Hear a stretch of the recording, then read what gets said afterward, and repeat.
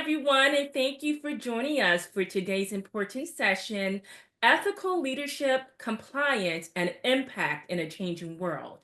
Today's session will be interactive, so we request your participation. And again, you can begin with taking time to share where you're from in the chat.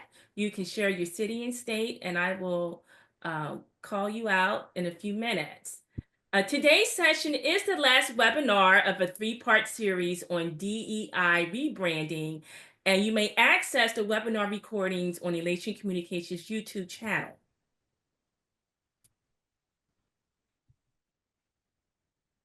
Okay, so we'll begin with a short introduction to Elation Communications before we introduce our today's panelist. Elation Communication is a leading consultancy specializing in DEI rebranding, strategic messaging, and corporate transformation.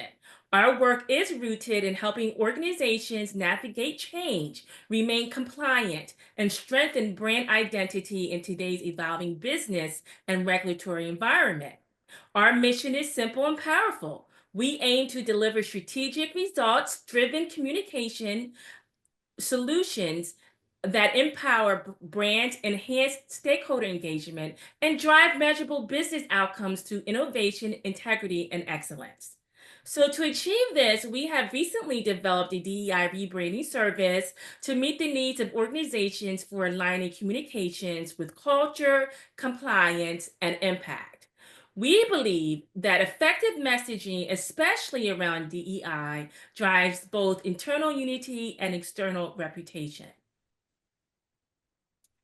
So why do industry leaders trust Elation Communications? Simply because we have a proven expertise in branding strategy and corporate communications. We also have a deep understanding of the regulatory and compliance landscape, and we offer customized solutions for culture building and growth. We also have a track record of delivering measurable results, and we partner with our clients to build brands that stand strong even in uncertain times. Our integrated services support your organization's full communications journey. We reshape corporate narratives for inclusivity. We help align teams and leadership around a shared DEI vision. And we guide messaging around politically sensitive or disruptive issues. We also help you tell your story in a way that resonates with your mission and values. And we equip your leaders with the knowledge and tools to act.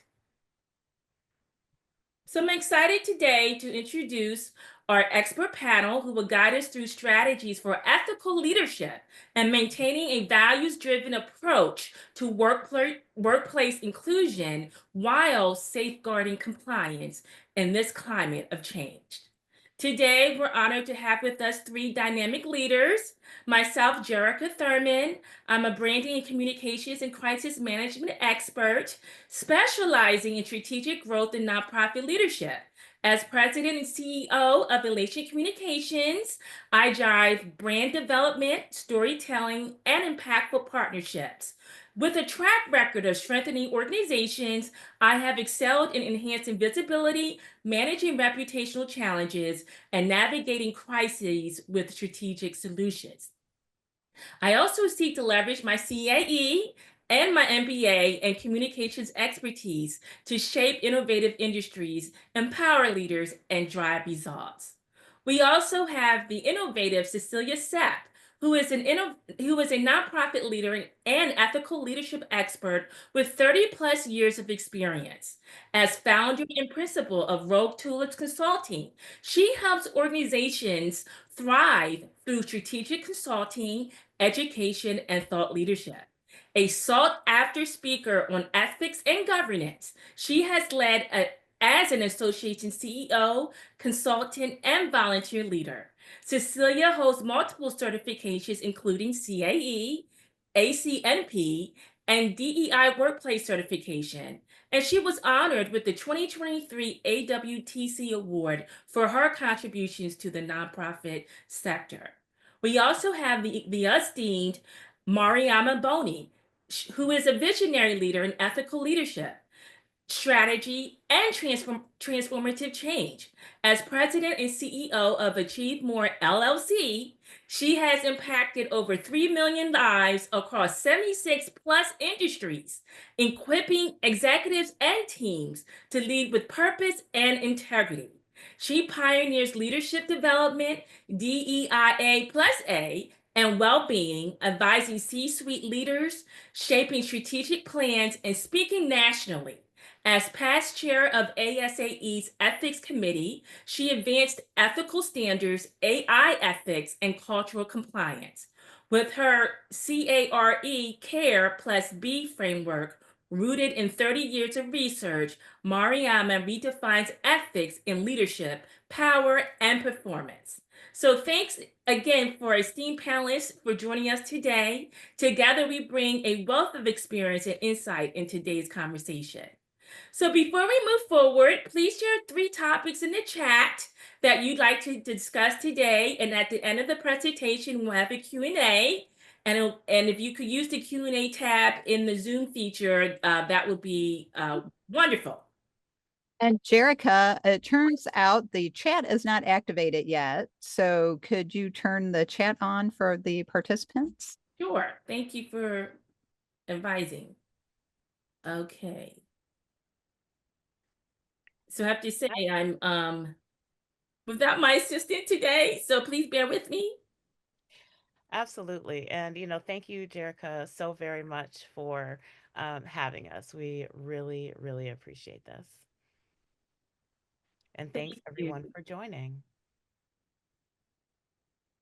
Okay, so you guys should be able to use the chat now. Let's see if that works. Okay, are we all set? Do we have access now?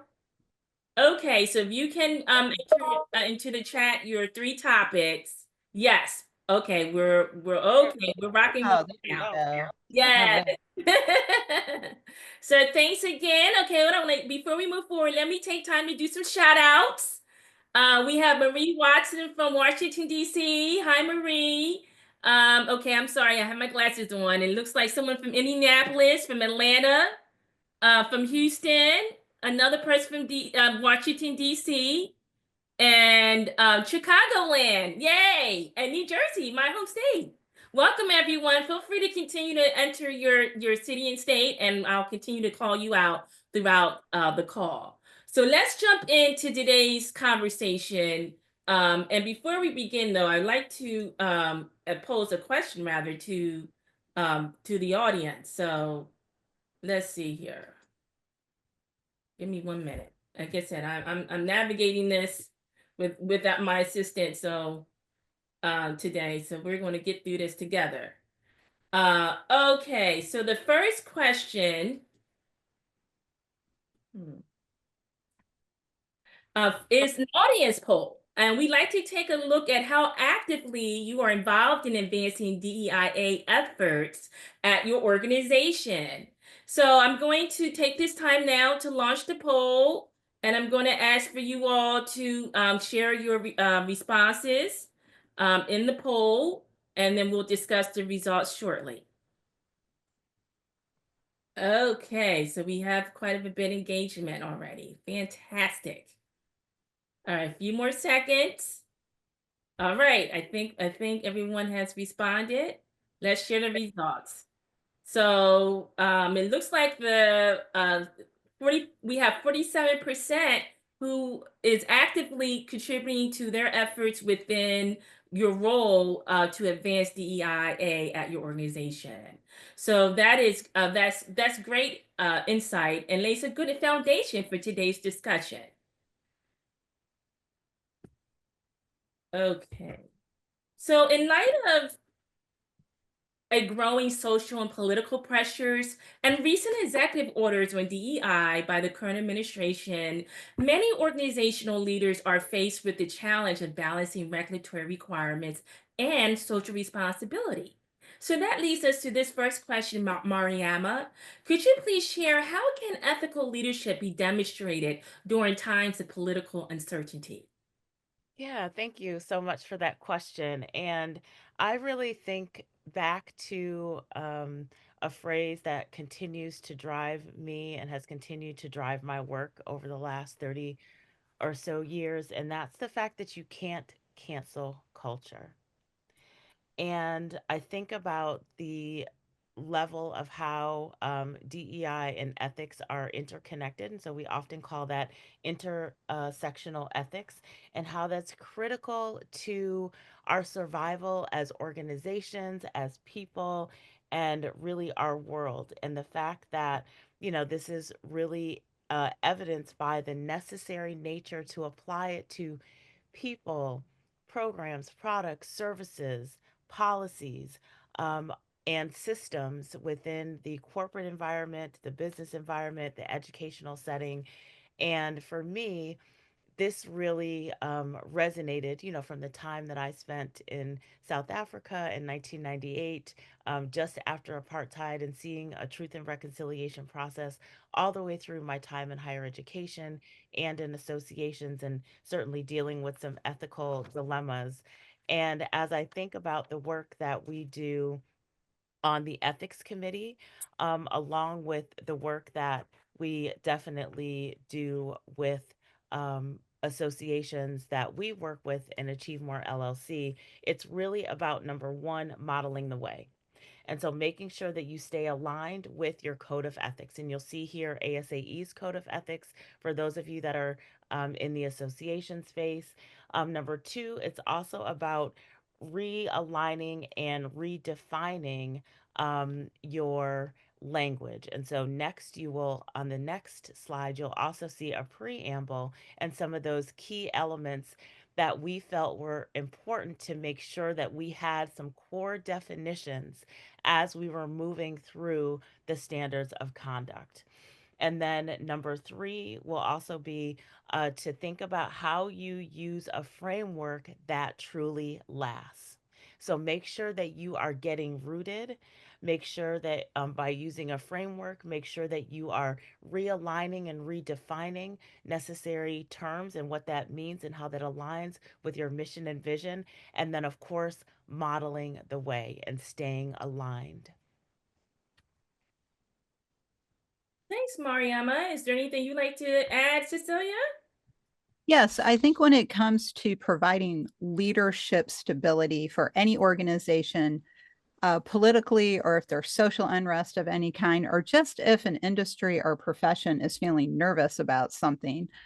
Because if you think about how many professions and industries do disappear over time, that causes a lot of stress too. What leaders need to do is follow their code of ethics and their organizational values to provide that stability. Because when people are feeling uncertain, they're not sure what to do, they're not sure how to do it, and they're scared. So being a leader who demonstrates that ethical modeling of that behavior and continuing to follow what you believe is the best path for your organization. And I will throw it out there, what is right? Because that is what ethics is about. I'm also on the ethics committee with Mariama, and ethics boils down to the consideration of what is right and what is wrong. And if you think something is right, as a leader, you need to stand up for that and show other people that they can also stand up for it. Okay, well, thank you. Thanks to both of you for your insights, which leads us to explore the next question. How do courage and ethical leadership show up as you navigate these times? Cecilia, could you explore this with us together and provide your insight and guidance? Yes, I am going to share one of my favorite quotes from Lillian Hellman. I will not crop my conscience to fit this season's fashion.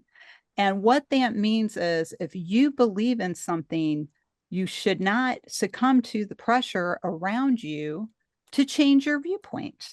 She made that comment when she was asked to testify before the House Un American Activities Committee about people who might be part of the Communist Party. She was not going to do that because she did believe that people could belong to any political party they wanted to. That takes courage. And we talk a lot about courage, but courage is what you need when things are hard. It's easy to be brave when everything's going your way because you don't really need to use your courage. You don't need to be brave. You don't need to take a stand or risk. Risk costs you something. but it is of value, and that's why it costs. And so that is why you need to find that courage, your conviction as to why you're doing what you're doing. And you need to find a way to stand up for that and uphold it. Now, as a leader, you need to create that security and confidence for everybody that you are working with in your organization, whether they're staff or volunteers or your members or your external partners. You need to encourage them to also find their courage. And this seems like a big, oh, that's kind of a big, broad thing. It is, but it's also what holds us together. Because when nonprofit management is under attack, that is when we need to be brave. That's when we need to be courageous. And that's when we need to find those coalitions, find those partnerships, find those relationships of the people who support us as well. And we need to work together on that. And that is how courage shows up when we go through these times, because it's hard not knowing what's going to happen later this afternoon, let alone tomorrow morning. It takes courage to get up and face a day that you never know what's going to happen. We do it every day. But then there's times where something's thrown in our lap. We have to find the courage to deal with it. We can't walk away from it. And that's where our code of ethics can support us and give us guidance. And so I'm going to stop there so Mariama can add some comments. Thanks, Cecilia. And I think that what you shared as it relates to that element of courage is so important, because it's also through that courage that and how that is exemplified and utilizing your code of ethics that you also begin to build trust. And one of the core elements, based on Brene Brown's research around leadership, all types of leaders, everything from those that lead in the military all the way through to those that lead in nonprofit organizations. Her research shows that one of the core elements of necessary leadership is bravery, which is also related to what we talk about in terms of courage. So, how do courage and ethical leadership show up as we are navigating these challenging times? They show up in terms of how we align our mind with the mission and values and the ethical codes of conduct and ethical standards that we have. That consistency is absolutely critical, and a sense of care and openness to hear all viewpoints, yet also be clear about where we stand and how we align is really important as well. Mhm. Well, very well said. So, as we continue the conversation, we would like to invite the audience to another poll. Please take time to share your response to this question. How would you describe your organization's current approach to DEIA compliance and ethical leadership? You should see the poll appear on your screen. Feel free to engage now, and we'll share the results momentarily.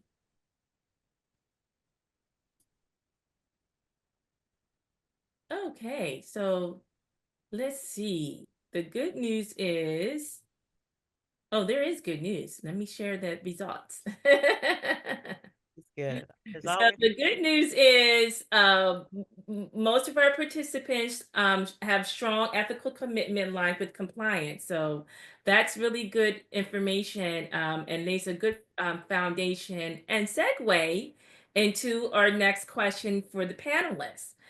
So again, I'll lead with you, Mariama. Could you please share what are some key indicators that an organization's DEIA rebranding effort is evolutionary and not performative? certainly. So, this is where we ultimately want to begin to see where we are in terms of our stage of development. And next, on this following slide, you'll see that we have the 5 stages of corporate ethical development, going all the way from amoral to ethical, in a sense of to what extent are we focused solely on profit versus how do we get to the top of the pyramid where we have a balanced approach to looking at ethics, um, in alignment with strategy, in alignment with operations, in alignment with profit. And so, moving from the amoral, which is primarily focused on profit, then to the legalistic, where we're really centered in on just the legal and the regulations, moving then more toward a responsive area of development where morality and the element of ethics continues, and focusing in on that doing things the right way, right? That Cecilia mentioned, all the way into emerging as an ethical organization to really being and living and walking the talk as an ethical organization. So, those are some ways in which we know that we need to um, have those key indicators, and you can kind of measure for yourself where you think your organization might be. Which level are you at? Are you in between levels? Are you clearly on one level? And what are some of the opportunities and challenges that you're experiencing so that you can get to that ultimate ethical level?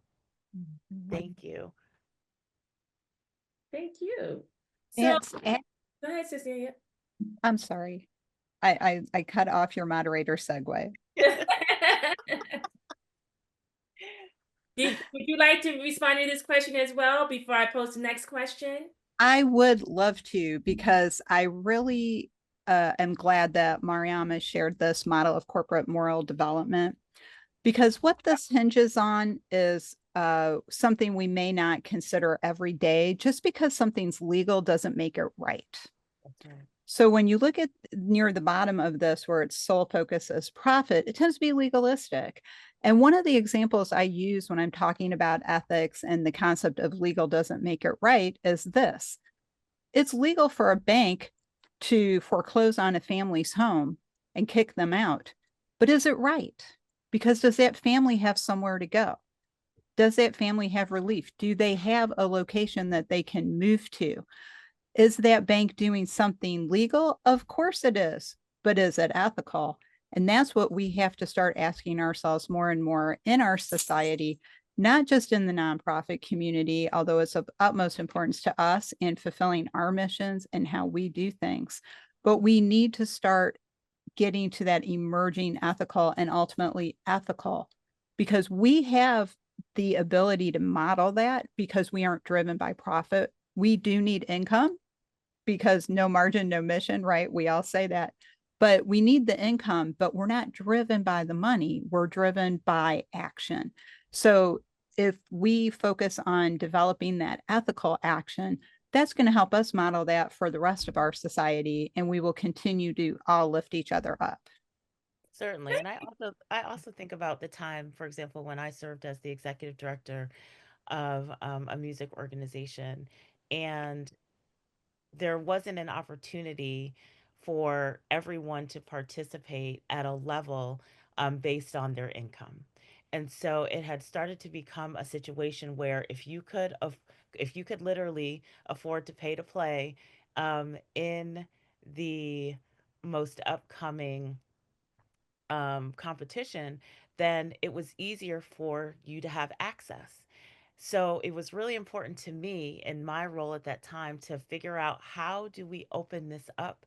What are the opportunities that we can create? What resources, policies, and procedures do we need to look at to ensure that it's not just those that can literally kind of pay to play, right? Can afford to be there, but those that also deserve to be there. And that to me is an area where we're putting our ethics before our profits and thinking about how we balance it all. Yeah, agree. I agree 100% with that. Thanks. Well, thanks to you both for challenging us to analyze the lens by which we, operate. And I just love that point. It's not just about being legal; is it ethical? And so, Cecilia, that actually is a good segue into this next question I'd like to pose to you. What are effective ways to engage volunteer leaders and all staff in a shared ethical vision for DEIA, especially in organizations experiencing DEIA fatigue? I think this is an excellent thing for all of us to continue pondering. Even if you're someone like myself and Mariama who are solopreneurs, we do need to keep this top of mind for our work as well. DEIA fatigue, this is people just getting tired of talking about it and the pressure, the external pressure of what are we going to do now? And I know there's a lot of things going on in the world around us right now. There's increasing pressure from the federal level to change DEIA language. And this is why we cannot change it. Now, people are going to say, but wait a minute, we're going to lose our federal funding. You might, but do you want to sell your ethical soul? Because an administration that will change is pressuring you. Yes, we do need to have that grant money, but what are we willing to do to keep that grant money and get that grant money? And that's how we have to engage our volunteer leaders. Because if we get our volunteers behind the organization's DEIA policy, which is so important and should not be performative. Our previous question was about performative language. It can't just be changing like happy to glad. I know a lot of people are cleaning up their language, they're changing their language, they're expressing DEIA in a different way, and they may decide that's more important than sticking with the DIA terms and language. And that's okay because that organization has to do what's right for them. But if you want everyone to be engaged in supporting your organization's DEIA vision and policy and acting on it, we have to relieve that fatigue by showing them we're all in it together. We're all working together. Let's build these collaborative relationships in our internal and external stakeholders. Let's not let other people filter information for us. We should go to the source, read the information for ourselves, and then read people's legal and other interpretations of the information. So go to the source, start with the law, start with the executive order, start with the regulation, read that, make sure you understand the source, and then start figuring out what you're going to do. And people get engaged when we show them how to be engaged. So we talk a lot about leadership training, member training, increasing member engagement. We have to show them how to do it. We have to give them the information. We have to demonstrate through our own actions and through examples of how they can do that. Because what people are not seeing right now is clarity, because it's all so just crazy right now. One person says it means this, one person says it means that. Our corporate sponsors might leave us as well as our federal grant money. What are we going to do? So providing clarity will help the members and the staff relieve some of that fatigue, but also know what to do no matter what you do with your DIA language. And then encouraging people not to just talk about DEIA, but actually to live it, to use it, to model it. Those are ways that we can get volunteer leaders more engaged in this issue and in this conversation. And again, no matter what your organization decides to do, it's not going to be wrong for your organization. But if we're talking about ethical leadership and wanting to champion DEIA, as we ask people to do in our ASAE standards of conduct, then we have to find a way to navigate that, and getting people energized by showing them how to do it, giving them what they need to do it, is really how we can get people more involved and again, relieve some of that fatigue because there's a way forward. Absolutely. And just to build upon that, I would also say that is where we need to continue to stay verbal and visible. I think about the quote from Martin Luther King Jr. That says, "Our lives begin to end the day we become silent about the things that matter." So how are we continuing to keep ethics and intersectional ethics as it relates to diversity, equity, inclusion, access, accessibility in our onboarding materials for volunteers, in our newsletters, in making sure that we're giving updates appropriately to volunteers, volunteer leaders, making sure we're looking at our code of ethics, dusting it off, updating it, and ensuring that our message is aligning with what matters as it relates to the connection to our mission for our programs, products, and services. And so that is really, really important to begin to again model the way around resilience and what that looks like through some very practical things that I know we all do with volunteers and volunteer leaders and staff. Mhm. Well, thank you, panelists, for sharing all your expert insights so far. Let's now look at actionable strategies that will provide attendees with the tools to build a resilient, mission driven workplace that remains unwavering in its commitment to impact and equity.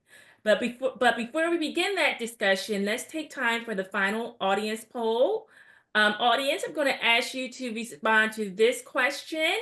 Uh, what is the biggest barrier to ethical leadership in DEIA at your organization?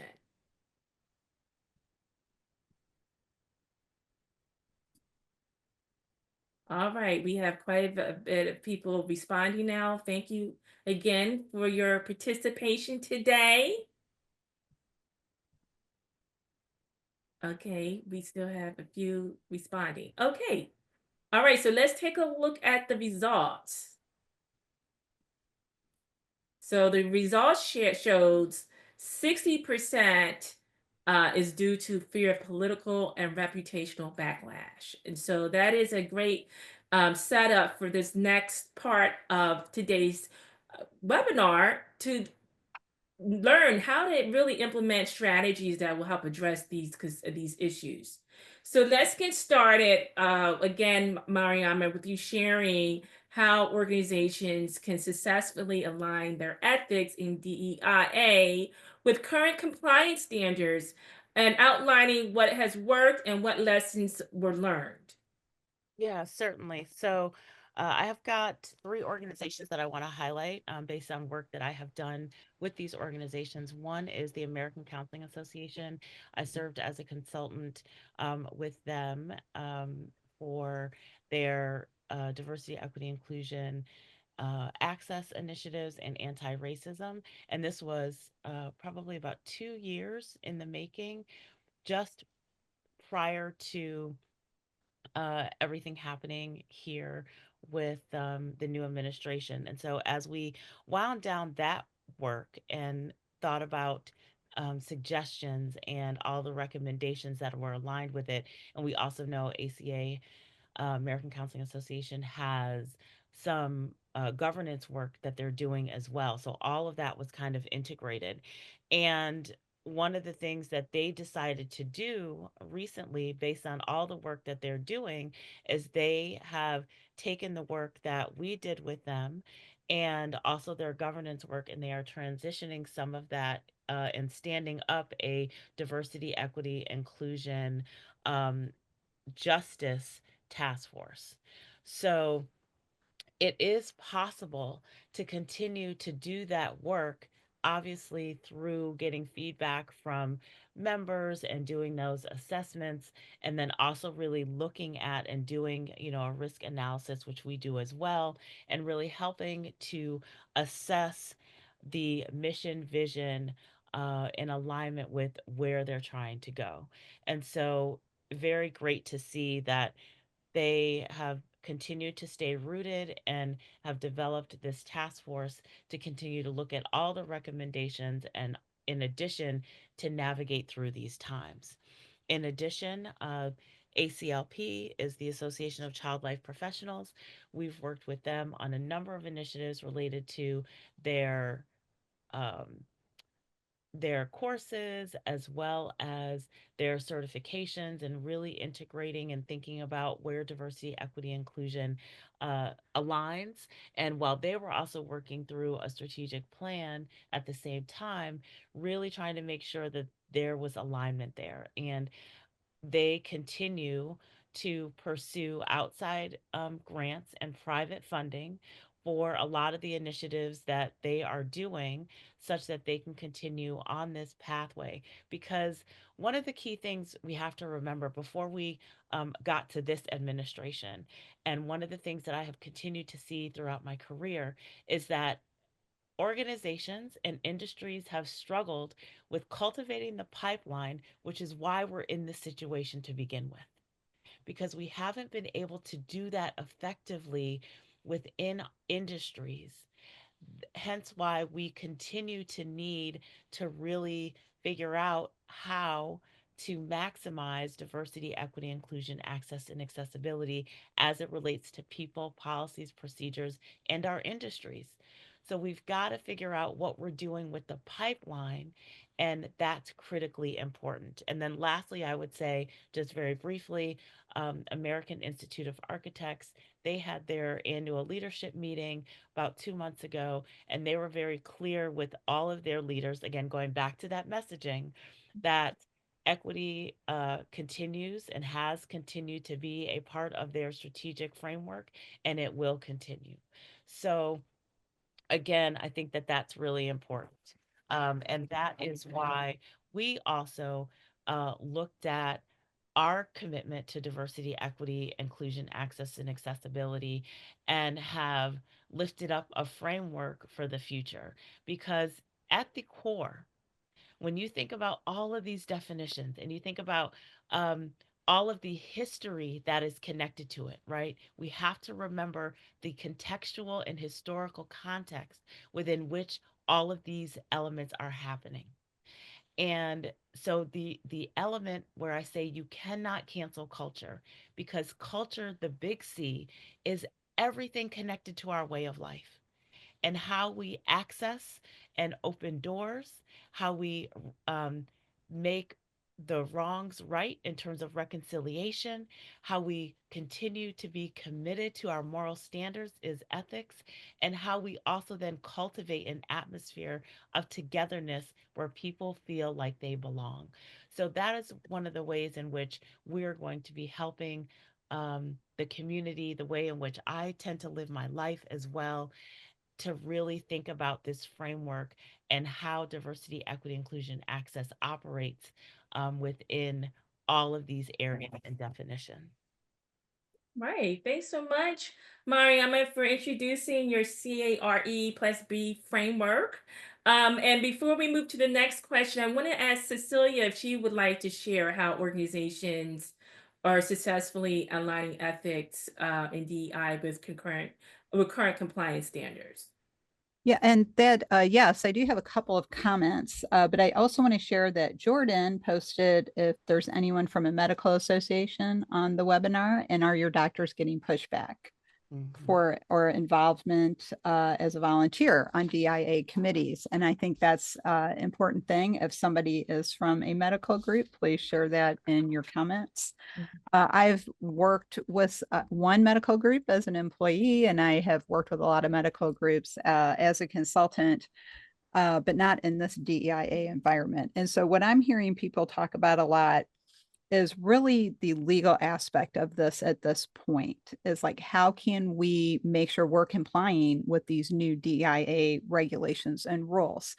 And we cannot, again, I will say this, you cannot operate from a place of fear, because fear causes confusion. So we need to set our fear aside, and we need to make sure that we're actually navigating this for the best outcome for our organization, no matter what kind of organization it is. So what I'm hearing people do a lot is they're going to their legal counsel to get that good advice from them about what can I do, what can't I do. And I think that's a good place to start in this situation. Make sure you understand what's being asked before you act.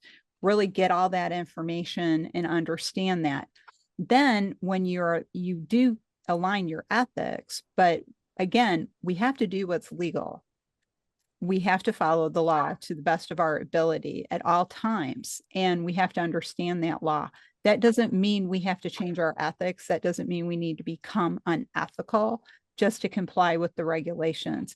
It may mean we get involved in a coalition that is bringing a court case or file an amicus brief or have more meetings with regulators to make sure we understand what we're doing, because our ethics are going to outlast a regulation or a law. Because what kind of an organization we are, as Mariama said, you cannot destroy a culture unless you let people destroy it. So you can't cancel culture, as Mariama said. If we have a strong culture, if we follow that culture, and if ethics are embedded in the everyday mindset of our culture, then we're going to be able to navigate any sort of compliance issue. But I would strongly recommend understand the legal aspects of all of these things and then measure that against your ethics, your code of ethics or code of conduct or standards of conduct, whatever your organization calls them, your core values. What do we stand for? Why are we here? Because being a paper tiger is meaningless. If your organization doesn't stand behind what it says it does, then it doesn't matter what the regulations are. So that's what we have to do. We have to take that 30,000-foot view of the organization and its future, and how this current regulatory environment and federal legal issue is affecting us, and how can we model our ethics and still comply with the law, because again, we do need to follow the law. And that's where I also would say is that we have to make a clear understanding of the distinction between law and executive orders. And in addition to that, that's where it's a multi-pronged approach, because unless your lawyer is rooted in civil rights law, of which there are a lot of firms out here that are not, that in itself is an ethical dilemma. You've got to really begin to look at how you're working with professionals in the space that have the context and historical knowledge aligned with the present understanding of executive orders and legal ramifications as it relates to what is actually legal if you have government funds. So I think that that is really important to make sure that you have a multi-pronged approach there, because lawyers don't do programs, products, and services, folks. And they don't do communication plans, and they don't do strategic plans, right? And they don't, and so that's one of the things that we have to remember, is that we've got to look at that. And as executives, as staff, we also have to ensure that we are on our A game. We have to make sure that, yes, while we can't keep up with everything, there are core websites, there are core organizations that are helping to distill some of this information. And we have an ethical responsibility to the members we serve, the volunteers, the communities that are impacted, and the industry that is impacted, to make sure that we stay on our A game. We got to continue to shoot those 3-point shots so that we can be better. Yes. Yes. I love that. Thanks so much. And I have to say, you all are certainly providing tangible and practical approaches that can be used as of today. And I want to continue in that line of asking our last question to Cecilia, so you can also share your framework. And so, Cecilia, can you discuss how can small or under-resourced organizations model their commitment to ethical leadership? I know you like this question, so I want to start with you. I do, because I have been on staff at a lot of small under-resourced organizations, and I work with a lot of clients who might consider themselves small and under-resourced, but it doesn't cost anything to be ethical. There is Mm. no money involved. It's a choice in how we're going to behave, and it's a choice in how we're going to model things. So it's a state of mind that we must create for our internal stakeholders and our external stakeholders.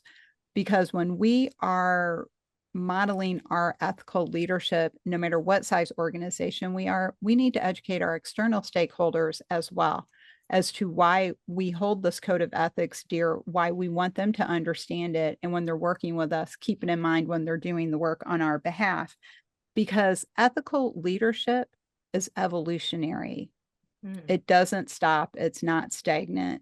It is constantly growing and looking and trying to provide guidance to everybody that we are leading. And this is from a research paper that Cheryl Ronk and I love. We use this in our ethics course. It's from Strickland and Vaughn, and it's the hierarchy of ethical values for nonprofits.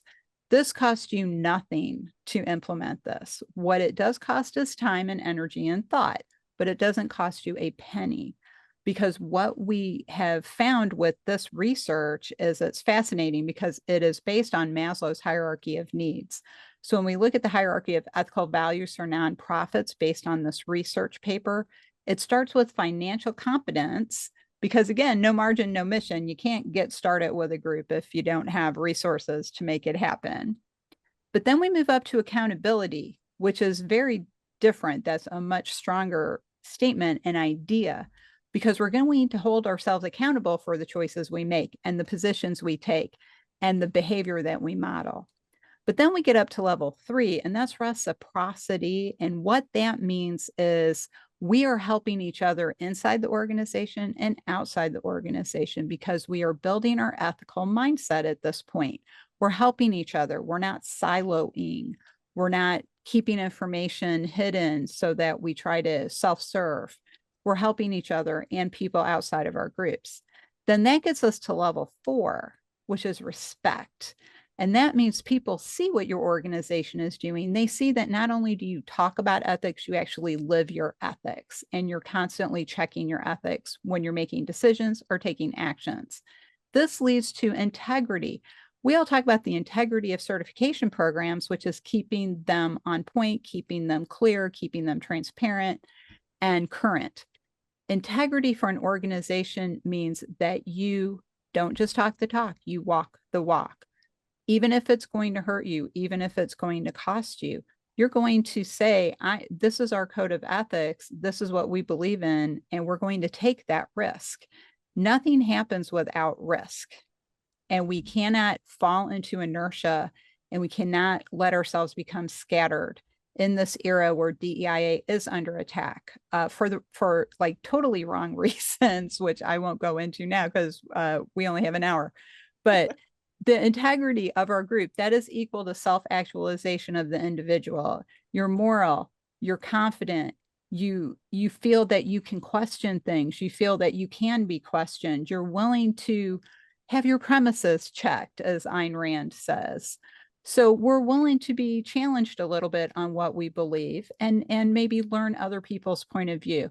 And then maybe that's going to help us have a better understanding of our own position. And so that's why the Hierarchy of Ethical Values for Nonprofits by Shannon Vaughn and Ruth Strickland is so important, I think, right now. They wrote this paper back in 2008, but I think it is gaining in relevance in the 21st century. And again, for a small organization, this is a very easy model to look to follow, to say, which level are we at and how can we get to the next one? And in alignment with that, Cecilia, thank you so much. In alignment with that, it's also about how you're examining and partnering this model of ethical values with where you are related to the development, with where you are related to your frameworks, and looking at your business model and making sure that you have a diverse revenue model, right? That is a core element of what we should be doing within nonprofits, within organizations, the corporate world, etc. Right? And so often we get very comfortable and we put all of our quote unquote eggs in one basket. And hopefully you are able to access some eggs because we know that the price is still high. But needless to say, when we put all of our eggs in one basket, that leaves us vulnerable as organizations. And looking at our business models and how we are able to diversify those really do need to be part and parcel with our, and integrated with our membership models and our ethical values and our code of ethics, right? So it's a number of different elements that you've got to look at here as a small organization, but ultimately making sure that, your vulnerability as a small uh, or mid-sized nonprofit or association is also going to be connected to not only your values and your business model. Very well said. Well, I'd like to say a big thank you to our panelists today for your substantive and insightful presentations. And I'd like to thank a few people who have been engaging with us in the chat. Thank you, Jordan, Tip, and Mina. We also have a few questions in the Q&A tab. And so at this time, we will begin to answer your questions. So feel free to place additional questions in the Q&A tab or in the chat, either one, and we will address your questions.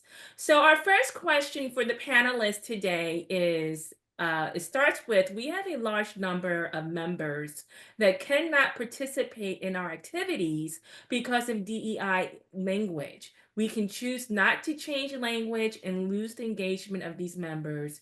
Is there not a why to still have inclusion, excellence, and adjust the language?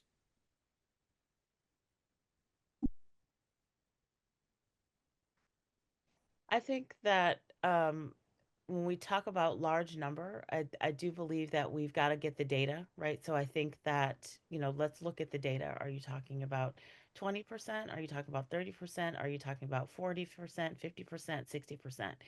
And it's very interesting that when it comes to things like diversity, equity, inclusion, access, we talk about it as if we don't quite frankly have other exclusionary practices within associations.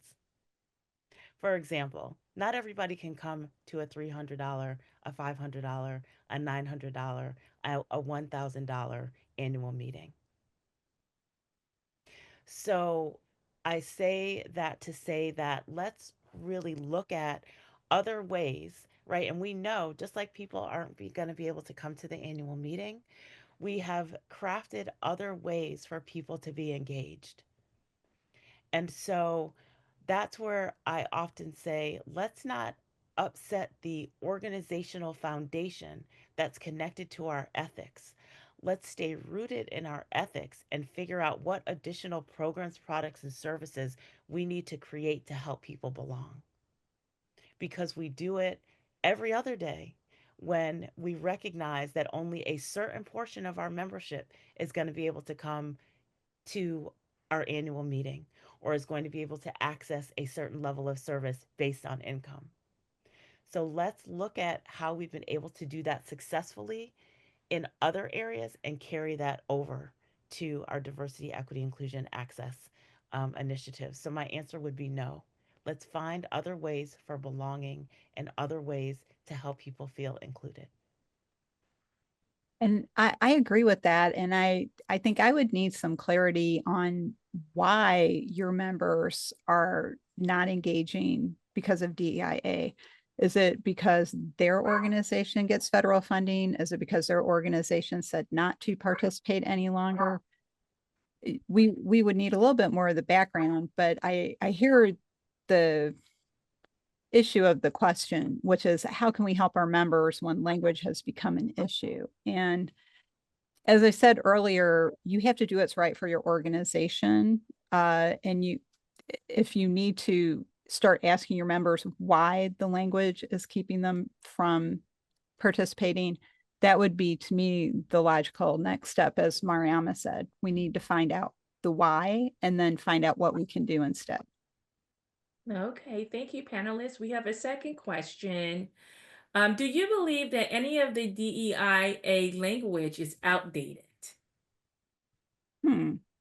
Well, I'm going to jump in on that one because I've been around our profession long enough to remember when we had D&I policies. It all started with diversity, and I think we got diversity wrong in the beginning because it became a head count as opposed to true diversity of let's get different voices, different ideas, different experiences together in the room.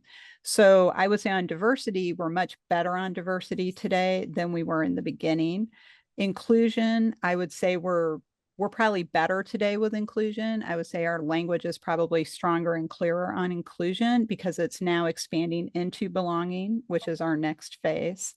Equity, I think we need work on equity. I don't think it's outdated. I think we need to have more clarity on equity. And then on accessibility, we need to really understand it's not just for people with mobility issues, it's for the neurodiverse, it's for people who have other challenges with their other senses like sight and hearing.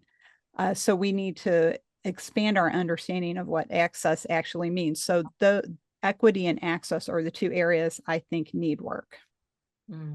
Thanks. And I just would also clarify, and even as we're talking about elements related to rebranding, Diversity, equity, inclusion, access, accessibility. There are well over 500 to 1,000 plus terms that fall underneath each of those um, those kind of big buckets. And so when you look at historically and the context of how language has been developed, how dictionary has been developed, how definitions have been developed, there are well over 1,000 terms in this space that you can utilize to lift up, elevate, align with your mission and values.